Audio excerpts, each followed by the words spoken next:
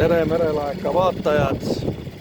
Lõpuks olen sellel suvel jõudnud Käsmu ja ma sõidan Käsmu lahel. Õieti meie merekond sõidab siis Käsmu lahel ja täna meil on puksiiriõpe. Nagu te näete, mul on ringelroobe sabas täna üks pukseeritav paat, sletipaat. Ja me teeme siin Käsmu lahe peal tiire praegu.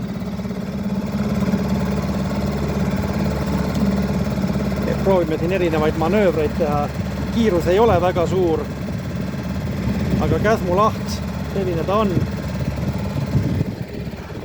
Ja vaatame korraks ka maa poole.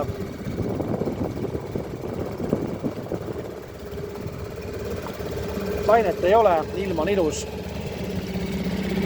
Ja kõik, kes veel merele läinud, täna ei ole, minge merele, kui täna on hea ilm.